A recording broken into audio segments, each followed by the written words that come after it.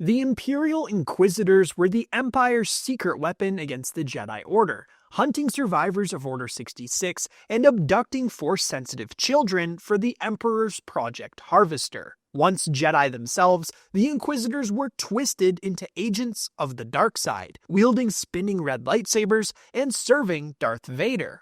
But their mysterious order raises many questions. How many were there, and who were they really? With so many new ones recently added to Star Wars canon, we figured it was time for an updated look. This is every single Imperial Inquisitor explained. The Grand Inquisitor, the leader of the Inquisitorius, was a Pauan from the planet Utapau. Though his true name remains unknown, his past as a Jedi Temple guard is well documented. Once a Jedi Knight, he harbored resentment unbecoming of the Order, particularly toward the Temple's chief librarian, Jocasta Nu, who repeatedly denied him access to certain data files in the Jedi archives, deeming him unworthy of the knowledge he sought. His disillusionment deepened during the trial of Ahsoka Tano, where he served as one of the Temple guards, overseeing her unjust judgment when she was framed for the Jedi Temple's bombing. These experiences chipped away at his faith in the Jedi Order,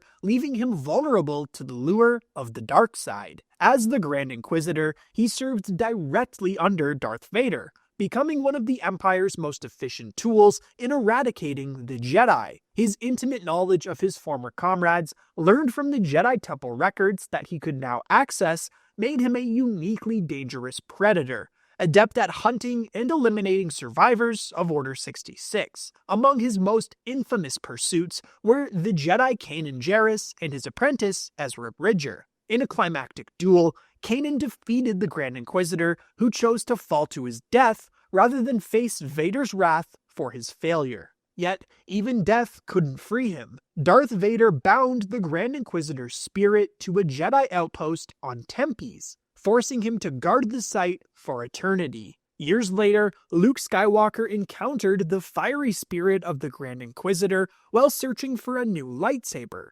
Despite being defeated by Luke, the Grand Inquisitor's punishment continued. When the Pauan begged for release, Darth Vader refused, leaving him imprisoned in his ghostly form to serve indefinitely. While many Star Wars fans theorized that the Grand Inquisitor was also known as the first brother, it turns out that's not the case.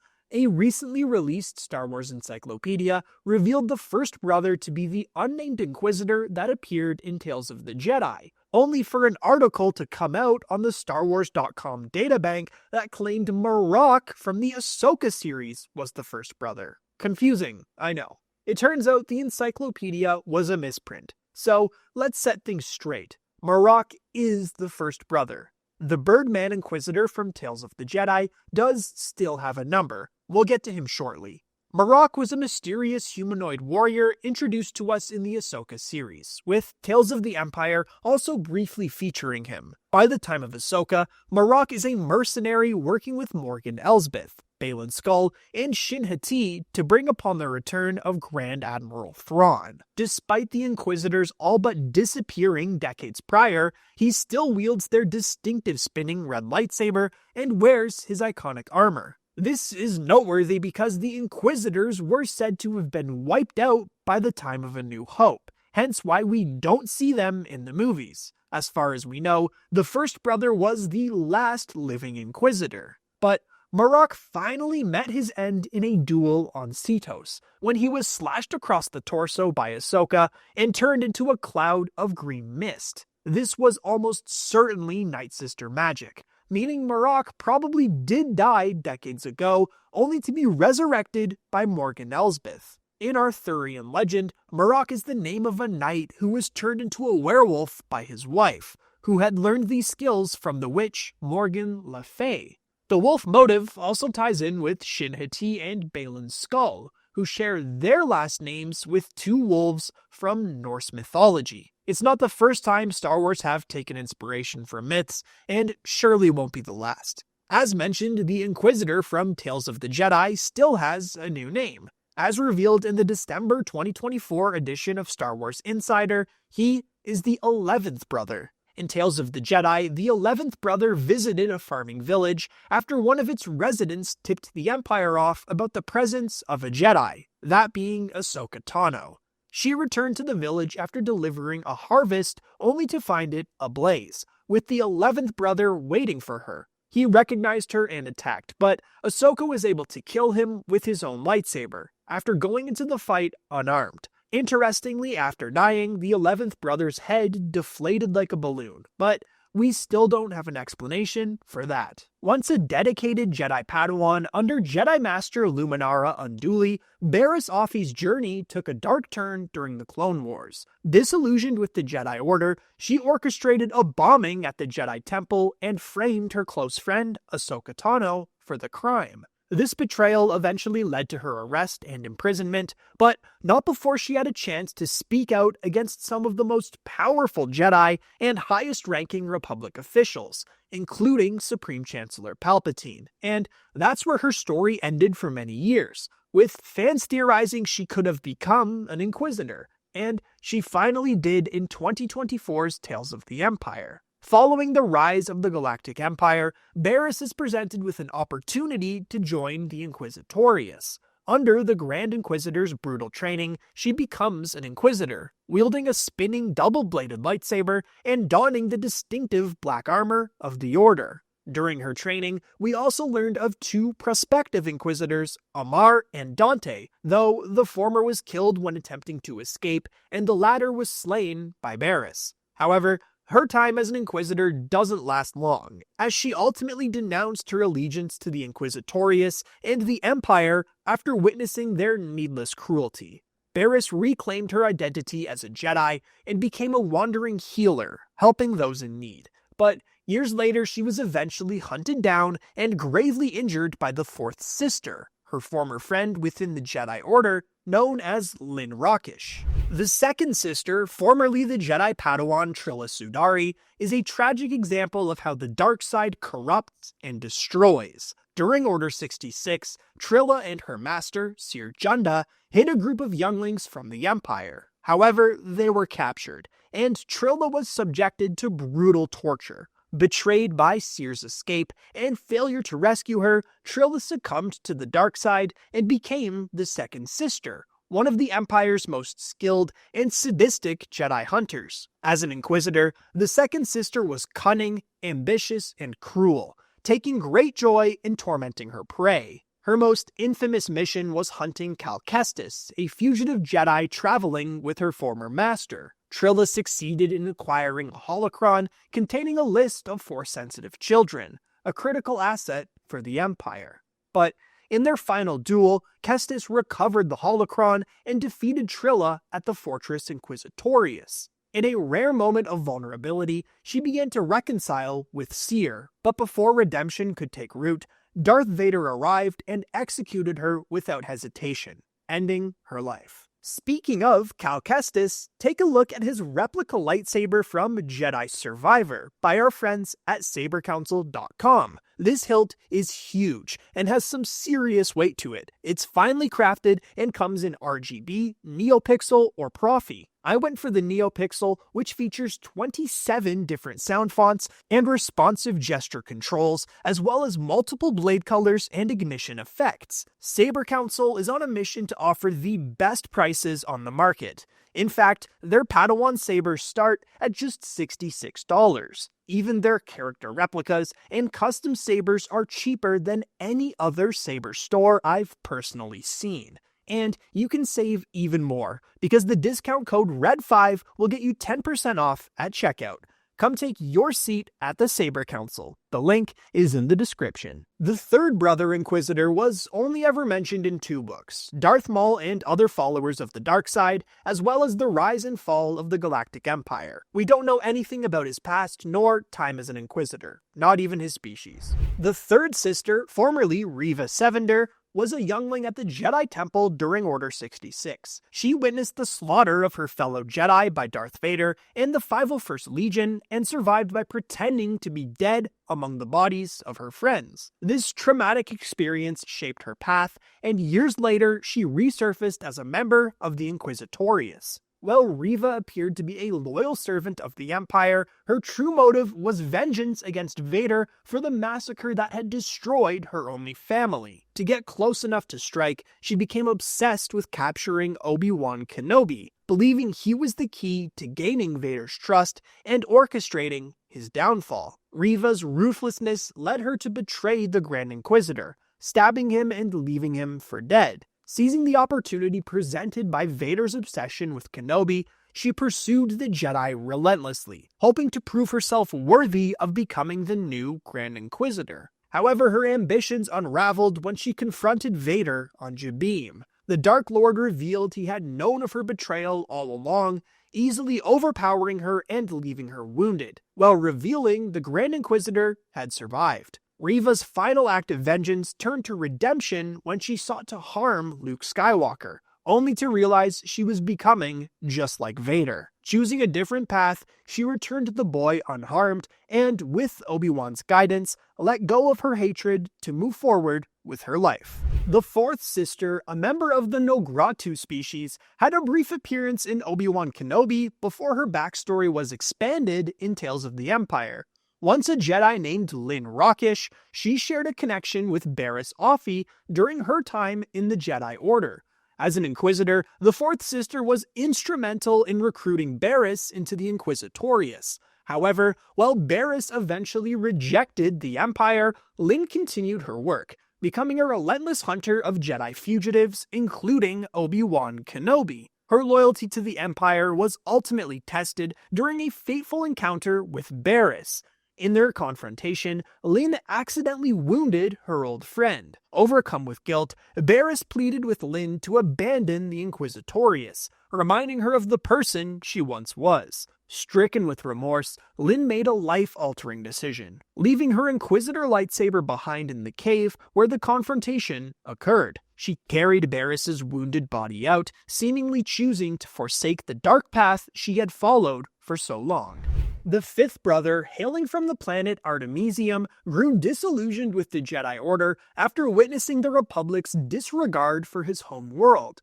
When the Galactic Senate approved the strip mining of Artemisium's resources, causing the deaths of countless inhabitants, the fifth brother lost faith in the Jedi and their ideals. This disillusionment made him an easy target for the Empire, and he willingly became an Inquisitor. As part of the Inquisitorius, the fifth brother was a ruthless and relentless hunter. Among his targets were Jedi like Eve Koth, Cal Kestis, and Obi-Wan Kenobi. Following the death of the Grand Inquisitor, the fifth brother was tasked with hunting the Spectre rebel cell, often working alongside other Inquisitors. He faced Kanan Jarrus, Ezra Bridger, and Ahsoka Tano multiple times, showcasing his brute strength and unyielding determination. During a climactic encounter on Malachor, the fifth brother, along with his allies, faced the rebels. Despite his skills, he was ultimately outmatched. After being disarmed by Ahsoka, the fifth brother's fate was sealed when the former Sith Lord Maul struck him down without hesitation. The sixth brother, once a Jedi named Bill Vallon, is a lesser-known member of the Inquisitorius. Early in his training, Darth Vader severed his lower arm during a session to teach him a harsh lesson about loss and discipline. The sixth brother participated in key missions, including a hunt for Jedi Padawan Farron Barr on Mon Cala. However, Barr triggered the inhibitor chips in their clone purge troopers, causing them to attack the Inquisitors and disrupt their plans. Later, the sixth brother traveled to the moon Rada to track down a rumored Jedi. The target turned out to be Ahsoka Tano. Despite being unarmed, she used the Force to pull the Kyber crystals from his lightsaber, causing it to explode and kill him instantly. Ahsoka later purified the crystals, crafting her iconic white lightsabers from the remains of his weapon. The Seventh Sister, a Miralian Inquisitor, was a skilled and cunning Jedi hunter. As a former Jedi, she was rumored to have been trained by Jedi Master Aayla Secura before falling to the dark side and joining the Inquisitorius. Early in her time as an Inquisitor, she developed a rivalry with the 13th Sister, often sparring with her during training sessions. These duels inspired the 7th Sister to adopt the use of ID9 Seeker droids, which she employed effectively during her hunts. After the Grand Inquisitor's death, the Seventh Sister worked closely with the Fifth Brother, primarily targeting the Spectre rebel cell, clashing with Kanan Jarrus and Ezra Bridger multiple times. Her cunning and skill weren't enough to save her on Malachor, where she was killed by Maul, after Ezra refused to strike her down. The Eighth Brother, a Tyrolean Django jumper, remains a mysterious figure with an unknown Jedi past. The Eighth Brother was tasked specifically with hunting down Maul, who he referred to only as the Shadow. On Malachor, the Eighth Brother joined forces with the Fifth Brother and Seventh Sister to confront a dangerous combination of foes: Kanan Jarrus, Ezra Bridger, Ahsoka Tano, and Maul himself. Despite his skill and the support of his fellow Inquisitors, the battle turned against them as Maul eliminated both the Fifth Brother and Seventh Sister.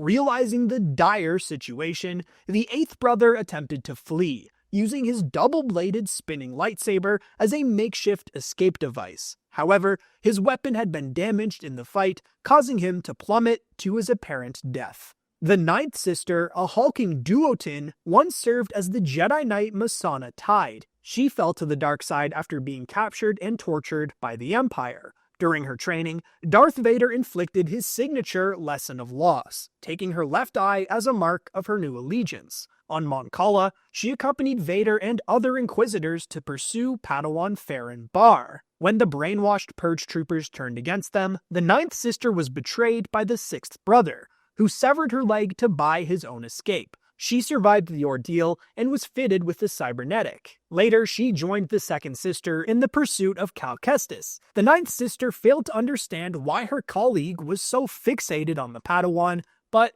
she followed orders, confronting Kestis on Kashyyyk. They battled atop the Origin Tree, where Cal severed her right hand, delivered a devastating slash to her back, and force-pushed her off the massive tree. Against all odds, the Ninth Sister survived. 5 years later, she confronted Kestis again on Coruscant. In their final duel, Cal dealt a fatal blow across her chest, and, when she charged one last time, ended her life with a decisive beheading. The 10th Brother, a blind Mira Luca, formerly known as Jedi Master Proset Dibs, had a tragic fall from grace. During the Clone Wars, Dibs joined Mace Windu on a mission to Hissrich, where he openly voiced his disapproval of the Jedi Order's involvement in the war. Believing the Jedi had strayed from their principles, Dibs attacked Windu. However, he was no match for the Jedi Master and was defeated. Following his trial before the Jedi High Council, Dibs was placed on probation and assigned to work in the Jedi Archives. His growing disillusionment with the Jedi left him vulnerable to the Empire's influence after Order 66, leading him to join the Inquisitorius. Dibs participated in several hunts for surviving Jedi, including the infamous mission to Mon Cala. However, during this operation, Padawan Farron Bar used the Purge Troopers' inhibitor chips to turn them against the Inquisitors. The 10th Brother was caught off guard and killed by the mind-controlled clones, making him the earliest confirmed Inquisitor to die during the reign of the Empire. The 13th Sister, once a Picorian Jedi Knight named Iscat Akaris, was a fierce and aggressive warrior who often struggled to align herself with the more restrained philosophies of the Jedi Order. Her unorthodox combat style and fiery temperament made her an outsider among her peers, which ultimately caught the attention of Chancellor Palpatine. When Order 66 was executed, Iscat's clone troopers, under direct orders from Palpatine, spared her life. Presented with a hologram of Darth Sidious, she was offered the chance to join the Empire as an Inquisitor. Disillusioned with the Jedi and drawn to the promise of power, she accepted, becoming the 13th Sister. As an Inquisitor, Iscat formed a relationship with another member of the Order, Tualan Yalana. However, when Darth Vader discovered their personal connection, he swiftly executed them both and ended the 13th Sister's life in brutal fashion. Tualan Yalana, a Twi'lek whose Inquisitor designation remains unknown, was first introduced alongside Iscat Akaris during the fall of the Jedi Order. When Sidious offered Iscat a position in the Inquisitorius, she abandoned Tualan, leaving him for dead. Captured by the Empire, he endured torture until he too broke and joined the ranks of the Inquisitors. As an Inquisitor, Tuolon reunited with Iscat, and the two formed a romantic bond as they worked together on various missions. Their most notable hunt ended with the death of Jedi Master Eve Koth and the capture of his Force-sensitive child. While celebrating their victory, Darth Vader sensed their forbidden connection. Viewing their relationship as a betrayal of the Sith's code, Vader personally hunted them down, chasing the pair through the streets of Coruscant and killing them both without hesitation. Another unidentified Inquisitor appeared in this adventure book for the 2017 Star Wars Force and Destiny role-playing game. This Inquisitor took a young Dathomirian witch as her apprentice, intending to use her against the other Inquisitors. Instead, her apprentice named Jersera killed her with her own lightsaber and took it, becoming a mercenary. Finally, an honorable mention goes to these two unidentified Inquisitors who appeared in Star Wars Visions, and therefore are not considered canon, despite looking pretty cool. But let us know your favorite Imperial Inquisitor in the comments.